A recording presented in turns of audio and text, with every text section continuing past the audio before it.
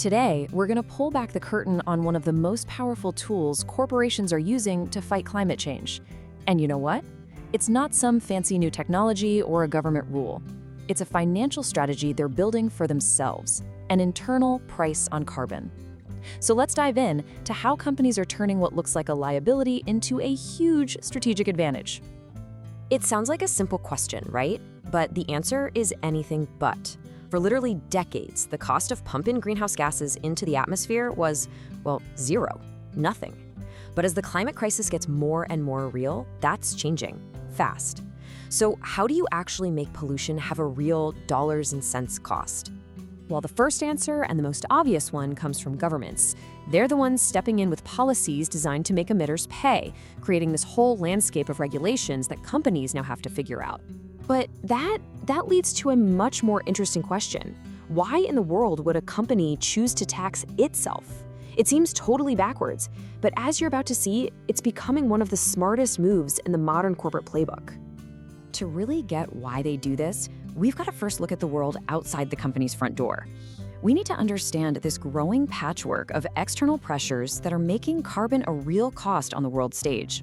The main idea here is something called carbon pricing. At its heart, it's all about one thing: creating a crystal clear financial signal.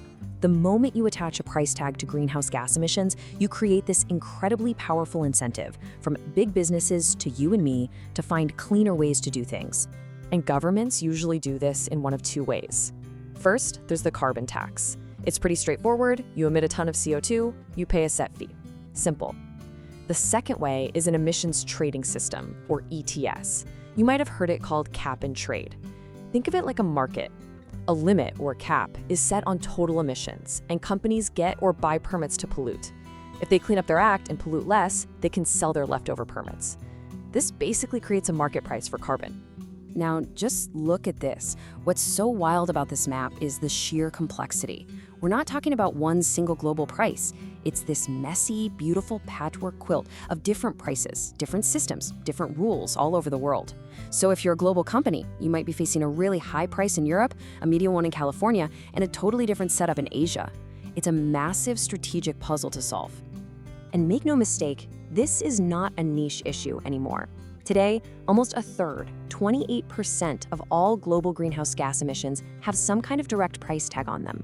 And that number, it's going up every single year, sending this unmistakable message to the business world: the days of polluting for free are over. So you've got this rising tide of outside regulations. How are the really smart, forward-thinking companies responding? Well, they're not just waiting around to be told what to do. They're actually building the price of carbon right into the DNA of their own companies.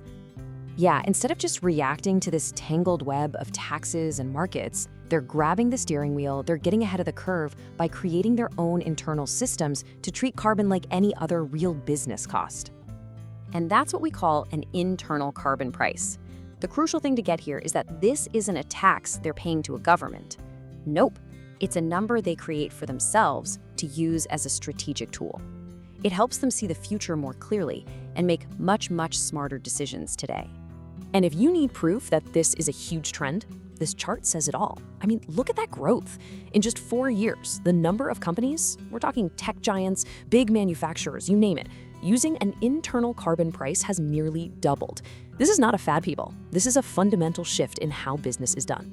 Okay, so how does this actually work? What does it look like inside a company that's pricing its own carbon?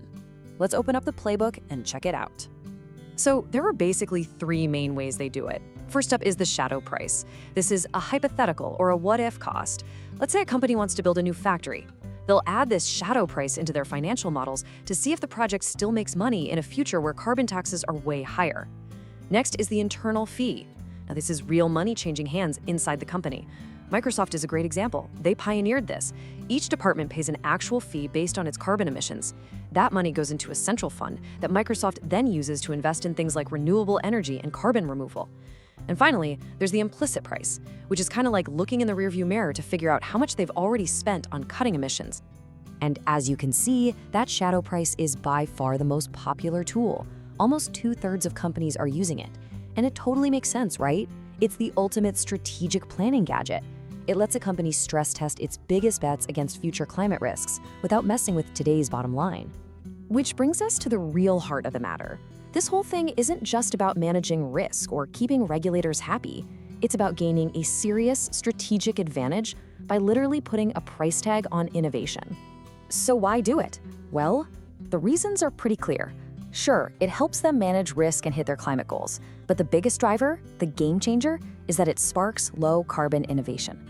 The second a ton of carbon has a cost, even a pretend one, every single engineer, designer, and manager in the company is suddenly thinking, how can we do this more efficiently? How can we do this with less carbon? It changes the entire equation.